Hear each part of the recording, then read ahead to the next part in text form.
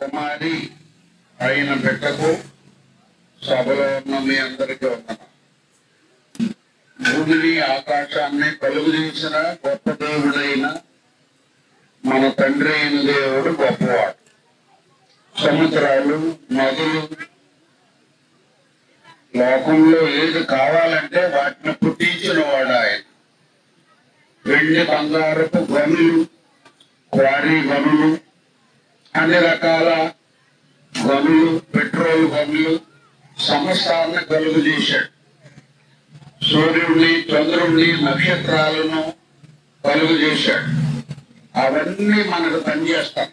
సముద్రం మనకు పనిచేస్తుంది. ఒక దేశం నుండి మరొక దేశానికి వెళ్ళడానికి ఇప్పుడున్న రోడ్డు లాంటివి కానీ, విమానయాన మార్గాలు కానీ ఏమీ లేవు. ఓడ మార్గం ఒక్కటే ప్రయాణం. అలాంటి చక్కని సముద్రాలు, అందులో సకల జీవులు, పెద్ద పెద్ద మత్స్యాలు, ఎంతో ఘనమైనటువంటి మత్స్యపు ఎముకల ద్వారా బ్రిటిష్ వారి కాలంలో ఒక మేడ కట్టారు. ఎవరిలో సామేల్ గారు చేప ఎముకలతో మేడ కట్టారు. ఏమో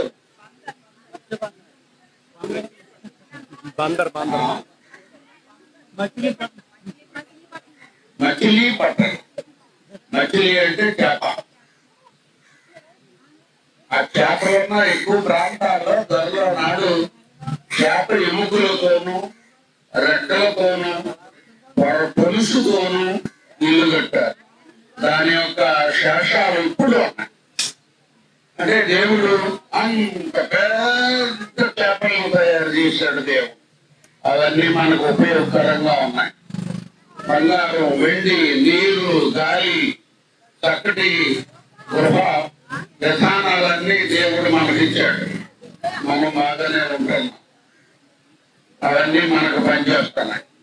మీ అందరూ అడుగుతున్నాను, ఆ ఆన్సర్ తెలిసిన వారు చేయత్తారు.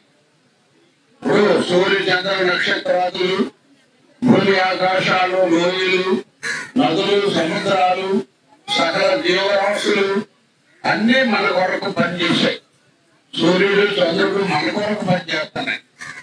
అవి లేకపోతే మనకు బ్రతుకులు. సరే, ఇది బాగా. మరి మనం దేవుడు ఎందుకు కలుగు చేశాడో ఆన్సర్ తెలిసిన వారు చేయకుండా,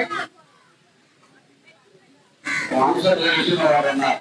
ఓకే, ఎందుకు కలుగు చేశాడు తెలుసండి?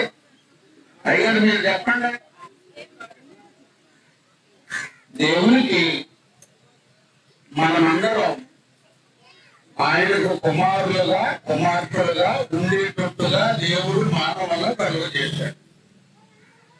మానవులు జగత్పునాది వేయబడక పూర్వమే దేవుని యొక్క సంకల్పంలో ఉన్న వ్యక్తులు.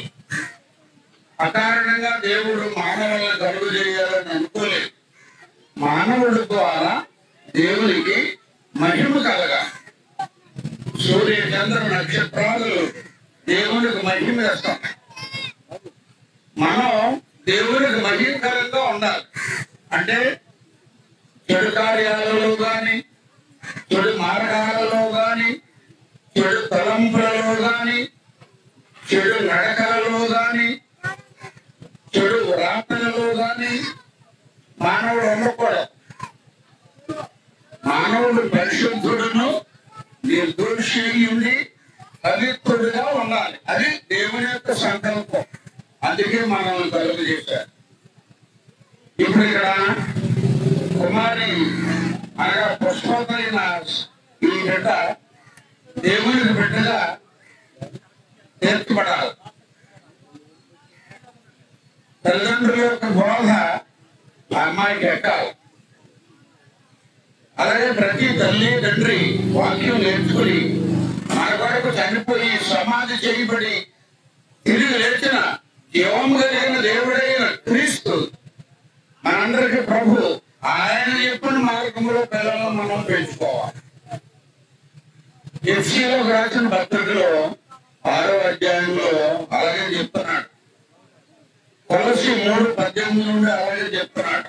తండ్రులారా, మీ పిల్లలకు కోపము రేపక వారిని ప్రభు యొక్క మార్గంలో వాక్యంలో పెంచండి అన్నాడు. FC 6:4 కరెక్ట్ గా చెప్పాడు. పిల్లలను ప్రభు యొక్క బోధలను నీతిలో భక్తిలో పెంచాలి. ఉదాహరణ, అపోస్తల కార్యాలు 21వ అధ్యాయంలో 8 చక్కని ఐశ్వర్యలో దేవుని యొక్క సంఘంలో మంచి సువార్తికుడు ఉన్నాడు. ఆయన పేరు ఫిలిప్పు. ఆయన దగ్గరకు పౌలు ఆయన బెటాలియన్ వెళ్ళాడు.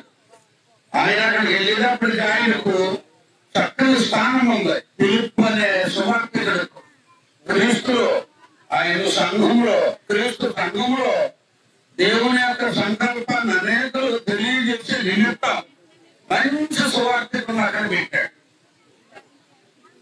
అమ్మాయి తల్లిదండ్రులు ఎక్కడున్నారు? మనం ఎన్ని ముట్టుకున్నా ఆడగా తెలియకపోతే మీరెక్కడ భోజనం చేశాక పరిగెడతా, భోజనం చేశాక మీరు వెళ్ళిపోతారు. అయినా మీరు మీ పిల్లలకు మీకు మీ కుటుంబానికి మీరు కూడా బోధించుకోవాలి. ఎలాగంటే ఫిలిప్పు అనే ఆయనకి 4 కుమార్తెలు ఉన్నారు. ఆడపిల్లలకు అర్థమాల ఇంట్రెస్ట్ దేని మీద ఉంటుంది?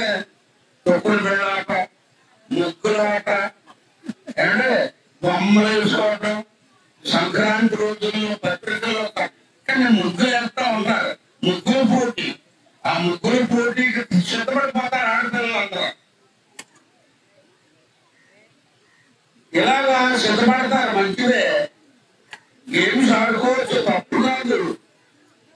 కానీ ఫిలిప్పు అనే ఆయనకి 4 కుమార్తెలు ఉన్నారు. ఆ పిల్లలు ఎదిగిన పిల్లలు. వారు ప్రవచించువారు. అంటే దేవుని యొక్క బైబిల్లో విషయాలు నేర్చుకుని బైబిల్ యొక్క సంగతులను ఇతరులకు ప్రవచించేవారు వాళ్ళు. అంటే అంతటి కుమార్తెలు ఉన్నారు. చిన్ననాటి నుండి ఆ పిల్లలకు చక్కని బాధ చేసిన ఫిలిప్పు గారు ఈవేళ మనకి సాదృశ్యంగా ఉన్నారు. ఆడబిడ్డలు దేవుని యొక్క కుమార్తెలుగా నీతిగా భక్తిగా యథార్థంగా ఎదగాలి. అందుకని దేవుని యొక్క బైబిల్ మాటలు వినాలి, నేర్చుకోవాలి, వాటిని ప్రాక్టీస్ చేయాలి.